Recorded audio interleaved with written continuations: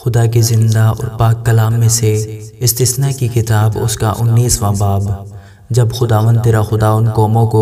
جن کا ملک خداوند تیرا خدا تجھ کو دیتا ہے کاٹ ڈالے اور تو ان کی جگہ ان کے شہروں اور گھروں میں رہنے لگے، تو اس ملک میں جسے خداوند تیرا خدا تجھ کو قبضہ کرنے کو دیتا ہے 3 شہر اپنے لیے الگ کر دینا، اور تو ایک راستہ بھی اپنے لیے تیار کرنا اور اپنے اس ملک کی زمین کو جس پر خداوند تیرا خدا تجھ کو قبضہ دلاتا ہے 3 حصے کرنا، تاکہ ہر ایک خونی وہیں بھاگ جائے، اور اس خونی کا جو وہاں بھاگ کر اپنی جان بچائے حال یہ ہو کہ اس نے اپنے ہمسائے کو نادانستہ اور بغیر اس قدیمی عداوت رکھے مار ڈالا ہو۔ مثلاً کوئی شخص اپنے ہمسائے کے ساتھ لکڑیاں کاٹنے کو جنگل میں جائے اور کلہاڑا ہاتھ میں اٹھائے تاکہ درخت کاٹے، اور کلہاڑا دستے سے نکل کر اس کے ہمسائے کے جا لگے اور وہ مر جائے، تو وہ ان شہروں میں سے کسی میں بھاگ کر جیتا بچے، تا ایسا نہ ہو کہ راستہ کی لمبائی کے سبب سے خون کا انتقام لینے والا اپنے جوش غضب میں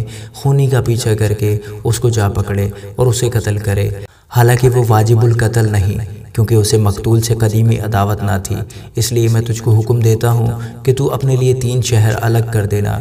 اور اگر خداوند تیرا خدا اس قسم کے مطابق جو اس نے تیرے باپ دادا سے کھائی تیری سرحد کو بڑھا کر وہ سب ملک جس کے دینے کا وعدہ اس نے تیرے باپ دادا سے کیا تھا تجھ کو دے، اور تو ان سب حکموں پر جو آج کے دن میں تجھ کو دیتا ہوں دھیان کر کے عمل کرے، اور خداوند اپنے خدا سے محبت رکھے اور ہمیشہ اس کی راہوں پر چلے، تو ان 3 شہروں کے علاوہ 3 شہر اور اپنے لیے الگ کر دینا،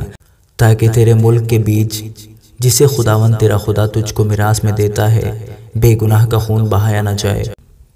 اور وہ خون یوں تیری گردن پر ہو۔ لیکن اگر کوئی شخص اپنے ہمسایہ سے عداوت رکھتا ہوا اس کی گھات میں لگے اور اس پر حملہ کر کے اسے ایسا مارے کہ وہ مر جائے اور وہ خود ان شہروں میں سے کسی میں بھاگ جائے، تو اس کے شہر کے بزرگ لوگوں کو بھیج کر اسے وہاں سے پکڑوا منگوائیں اور اس کو خون کے انتقام لینے والے کے ہاتھ میں حوالہ کریں تاکہ وہ قتل ہو۔ تجھ کو اس پر ذرا ترس نہ آئے، بلکہ تو اس طرح بے گناہ کے خون کو اسرائیل سے دفع کر تاکہ تیرا بھلا ہو۔ تو اس ملک میں جسے خداوند تیرا خدا تجھ کو قبضہ کرنے کو دیتا ہے اپنے ہمسائے کی حد کا نشان جس کو اگلے لوگوں میں تیری میراث کے حصہ میں ٹھہرایا ہو مت ہٹانا۔ کسی شخص کے خلاف اس کی کسی بدکاری یا گناہ کے بارے میں جو اس سے سرزد ہو ایک ہی گواہ بس نہیں، بلکہ 2 گواہوں یا 3 گواہوں کے کہنے سے بات پکی سمجھی جائے۔ اگر کوئی جھوٹا گواہ اٹھ کر کسی آدمی کی بدی کی نسبت گواہی دے